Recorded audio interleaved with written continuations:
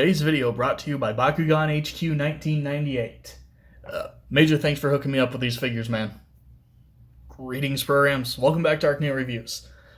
Thank you for those who have stuck with me through the last few videos. I'm aware it's been a little awkward around here.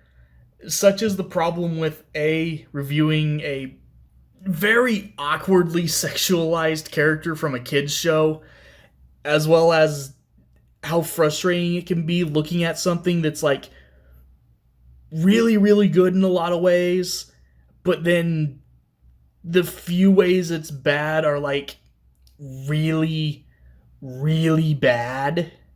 So today we're just gonna move away from that, look at something that is objectively fantastic, and that is Buzzworthy Bumblebee Origins Bumblebee. Holy cow, we finally got one. We finally got a figure of Bumblebee's Episode 1 G1 Weird Hover Car Alt Mode. And I love it. I love this little figure so much. Not a ton to go over in the vehicle mode other than, holy cow, we finally got this vehicle mode in an official capacity. That is awesome. Little silver grill there, Autobot logo there, clear windshield, couple little weapon ports here. Very messy underside with a lot of visible stuff, but they did it. Holy crap, they did it. He can store his accessories in this mode.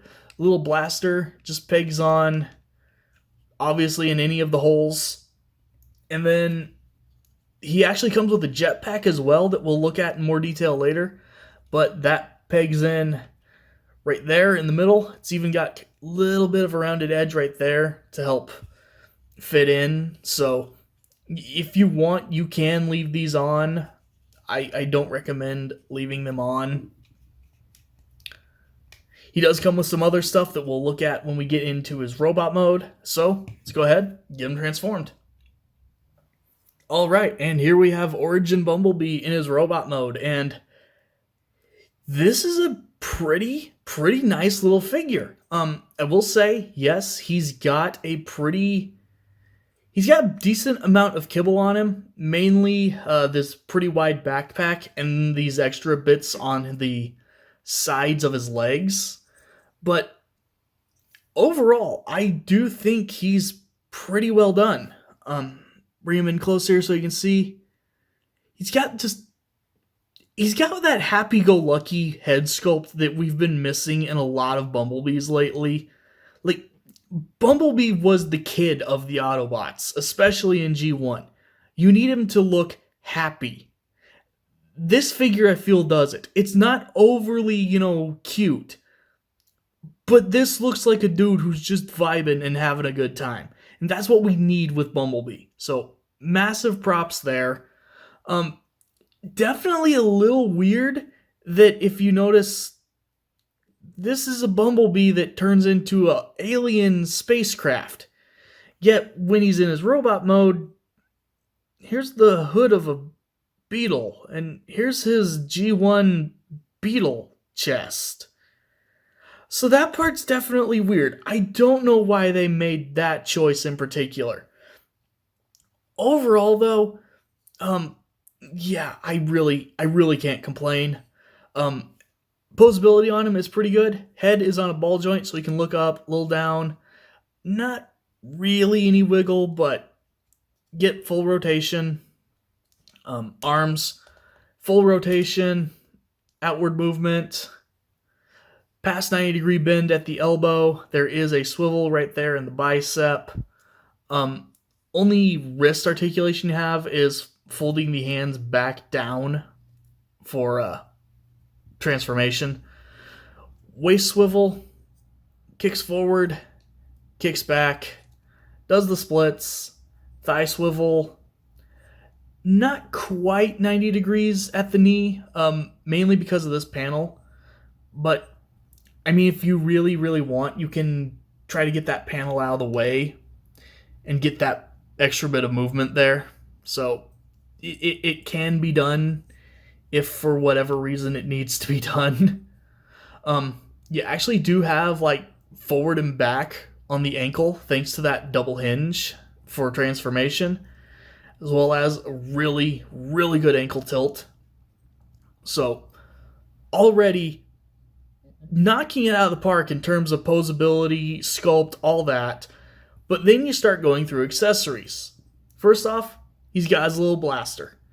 Not much to say. It's molded in black. It's got the little peg port on the end, so you can put a blast effect on it if you want to. He holds it just fine. Next, obviously, he's got the jetpack we mentioned earlier. Nice sculpted detail all over it. I believe you can put blast effects in those ports if you've got them as well, so you can actually have him, jetpacking around. Just pegs on like that. There you go. But then, in one of these stranger accessories I've seen a figure come with, he comes with 5 of these little Energon fuel cells, like we saw him with in that original episode. That's really, really cool in my opinion. As you can see, they're all this clear orange with a little bit of metal flake scattered throughout. Yes, metal flake, totally not glitter. But what's weird about these is, and this is according to the directions, all you're supposed to do with these is like tuck them into his arm like that. Like he has no way to hold these. He just tucks them in his arm. I do not understand intentionally giving a figure an accessory that they cannot hold, and they are supposed to just, you find a place that you can kind of, slot it in and hope it stays. Again, proof that I am not crazy here or not missing something.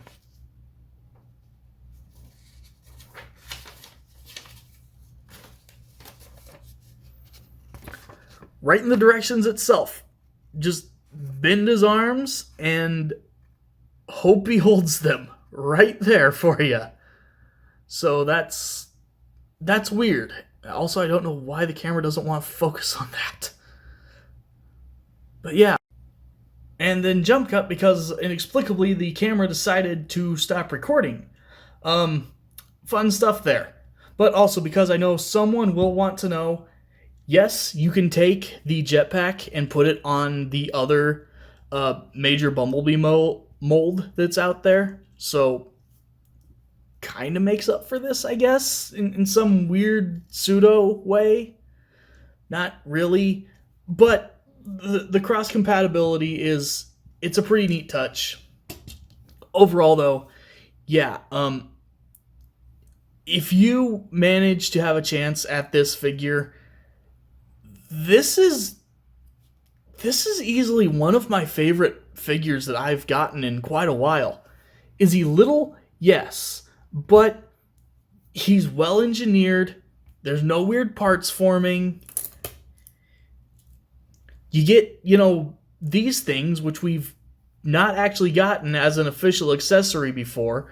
I'm sure to diorama makers and stuff, these things are like heaven sent. And you get the jetpack that you can give to your other Bumblebee to make it a little bit better. So, overall, yeah, biggest recommendation for this guy that I can possibly give him. Anyway, thank you guys for watching, and as always, I will see you next time.